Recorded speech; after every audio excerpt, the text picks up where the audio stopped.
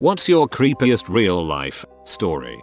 When I was little, around 8, I hated going to the dentist. He always made me uncomfortable for some reason. I remember thinking his smile stretched too far and seemed forced, like clowns. Anyway, my mom always came with me and went back so I wouldn't be scared. One day, my dad had me, divorced parents, and had to take me to the dentist, but tried to make me go back alone so he could sit out in the lobby doing whatever. The assistants had to literally drag me back to the room and you could hear me screaming and crying down the hall, refusing to sit in the chair. Finally, my dad came back to get me. Irritated I'd made a scene, he rescheduled my appointment to when my mom would have me, and we just left. He made a big deal about how bad I was acting and told my mom she was spoiling me and all sorts of crap. 2 weeks later, it's on the news that my dentist was charged with child pornography after molesting children under anesthesia and photographing it.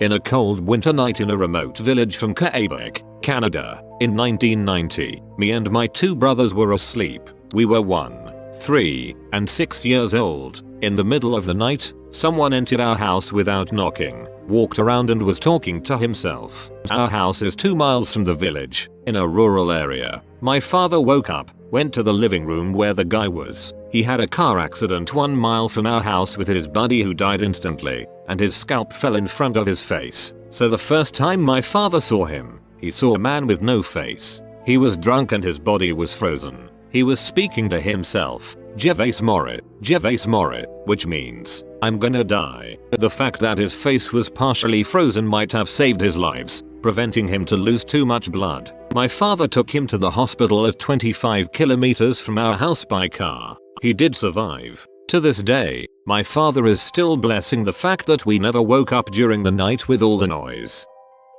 Went camping with some friends on hill a few kilometers out in the woods from one of the guy's house. There's a few hiking 4-wheeling trails in the area that led up to the hill, so it's known by the locals. It was about midnight. We had a fire going and were just sitting around having a good time. Then the guy, there was 4 of us, sitting opposite of me, yells, "Who are you?" I turn around and there's this man, about 6 feet tall, staring at us from the edge of the woods with a big rock in his hand. One guy knocked an arrow in the compound bow we had. The guy across from me grabbed the hatchet and I pulled the knife off my belt. We had no clue what we were doing, but the guy wouldn't say anything to us. He eventually just backed into the woods. No sleep was had that night and we kept a very large fire going.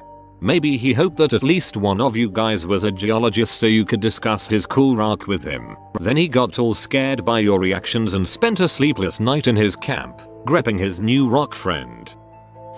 Once I was walking my dog in a park in London.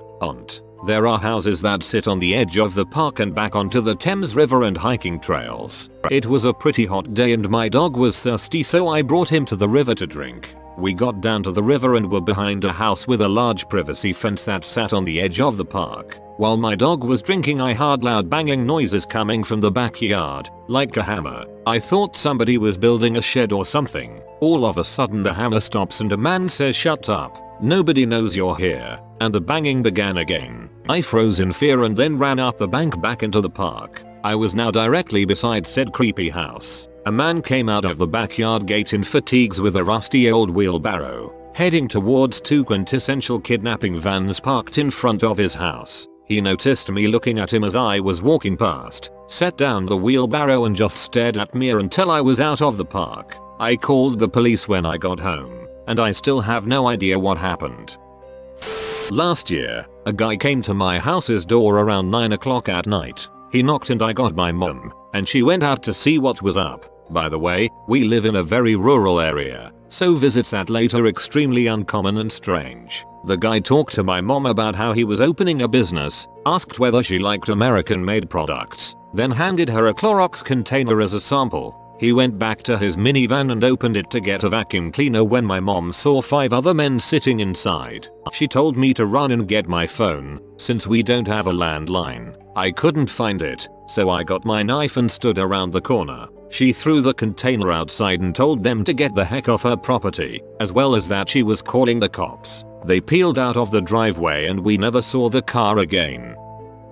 My grandfather owns several forests around the village he lives in, and he drives through them every week. to check how the trees are doing and whether something needs to be fixed. A decade or two ago, hitchhikers were very common. Even in the thinly populated areas of Bavaria, he encountered them regularly and was always happy to help. He literally picked up every single hitchhiker he found. One day, however, he had a bad feeling about one. Without any reason, he dismissed this one hitchhiker standing on the side of the path. Later that day, there was a radio broadcast about a previously convicted murderer who killed someone in the woods and got caught trying to flee by hopping onto someone's car. I think your grandfather is Peter Parker, because that is top-notch Spidey sense right there. When I was 12 or 13, we went to a McDonald's on the way to the beach. I went to pee before I ate and to wash my hands. Just as I started peeing, this guy comes in, walks to the urinal next to me and just watches. Doesn't pee, just watches. I can see him out of the corner of my eye. His eyes locked onto my junk. What there was of it. I had a bathing suit on, so I'm doing the whole junk flop over thing. Guys know what that means. So I can't hide it. I can't stop it. He just smiled creepily as I finished, put things away and washed my hands. He just stood there smiling. I gave him one more look as I left the bathroom and never saw him again. I was with my friend's mom and I didn't say anything because I didn't want to get in trouble and really wanted to go to the beach. This happened to a friend of mine's housemate during their time at university. During her second year at university, she lived in a house with 3 other people. Her first night back after returning from the Easter break, she woke up in the morning to find some things moved about in her bedroom. She thought nothing of it and put it down to moving it herself the night before and not remembering. She woke up the next morning to more stuff moved around, like her TV and chair, etc. She started to get a bit scared and told her housemates to quit moving her stuff about as it wasn't funny and very creepy. They all said they didn't touch anything. The next morning even more stuff had been moved and she started to get very worried. Again, she told her housemates to stop, but they swore they haven't touched anything and were getting very concerned themselves. The 4th night she woke up during the middle of the night. She looked over and in the darkness she could see a figure sitting at her desk. She freaked the frick out, ran out of the room, locked the door and called the police. The police turn up and they unlock the door. Sure enough, there is a guy there, probably early 20s, sitting at her desk, calm as anything. The police arrest him and take him away. A couple of days later they find out that the guy was actually a mentally handicapped person who lived at a care home not far down the road. His mother, who was his full-time carer, had looked after him until her death a year or so earlier, when he was then moved into the home. He's been a missing person for a few weeks now, and it turned out that the house this girl and her friends lived in used to be him and his mother's house. In particular, her bedroom used to be his. He eventually told the police that when he ran away from the home, his old house was where he went to. He managed to get in somehow and spent the whole time there, 2.5 weeks, sleeping under the girl's bed, coming out at night while she slept to move her stuff, so it was like how he had it when it was his bedroom. Safe to say, she moved straight out of there.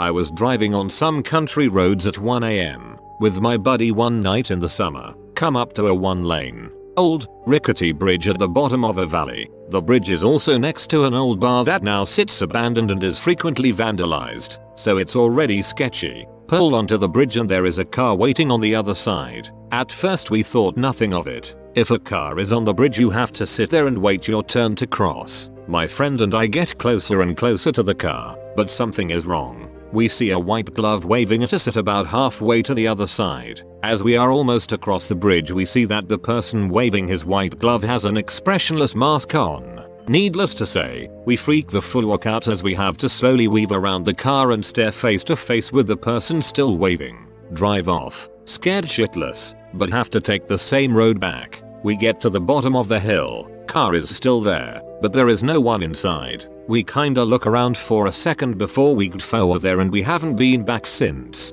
Frick expressionless masks, man. About 6 years ago, I was in my final year of high school, and due to the weird timetable that 12th grade had at my school, we regularly had 2+ hour breaks between classes, early finishes, and longer lunch breaks. My house was about a 20-minute walk away from school, and I would usually just walk home either by myself or with a friend and chill until we had to head back. My school was located on the outskirts of the city, and my house a little bit further out. I lived on about 40 acres on a dirt road. Along the dirt road, I had been passing a really foul smell about 5 minutes away from my house. I couldn't tell where the smell was coming from, but it was definitely close to the road. I had passed this smell about 4 times over roughly a week of school but figured it was a dead animal due to the area. After an exam, I was walking home with a friend and the smell was worse than ever. So as you do, we decided to walk into the grass to search for whatever the smell was. We ended up finding a black garbage bag that was completely blown up like a balloon about 5 meters from the road. As a joke, I threw a rock at it and it popped and shot out this foul white goo, and immediately, my friend and I started dry reaching. We ran away as fast as we could, laughing and vomiting, back home to my place. I didn't think anything of it as I figured it was a cat or something that someone had dumped. I remember walking back from school the next week, by myself, and there were mounted police on their horses walking down the road slowly, and near one of the entrances to my property, there was a dog squad with sniffer dogs walking around. I didn't take much notice of all the police and what they were doing, but literally as soon as I got closer to the area that we had found the bag, I had a sinking feeling in my stomach and I thought, oh crap. The bag ended up being the body of a girl who had been murdered and was dumped along the fence line of my property. I still feel sick when I think about it.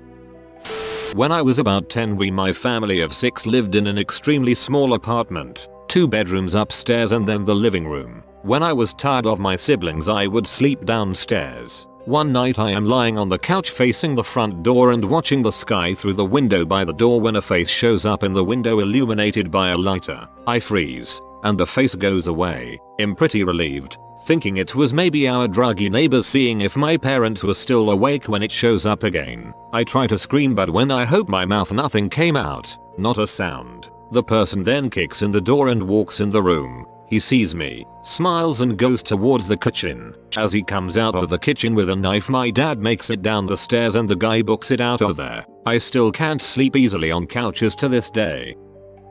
When I was about 6, a car drove by my house while I was outside on a slip and slide with my next door neighbor. The car slowed down when he got close to me, rolled down his window and started talking to me, but he was talking kind of quiet to where I couldn't make out what he was saying. So I walked closer and he asks, "Don't you go to the school down the street?" I said, "Oh yeah." "Why?" "Because my son said he recognized you." I heard the car door unlock and there was a man in his mid-30s sitting in the back seat. Right as the door started to open, I feel someone grab me by the collar of shirt and yank me into their arms. It was my neighbor's mom. She dragged me all the way back to her house, and as soon as the driver saw her, he peeled off. When we got back to the house, she called the cops immediately. I didn't even realize how close I was to getting kidnapped until I saw my mom crying when she heard about what happened.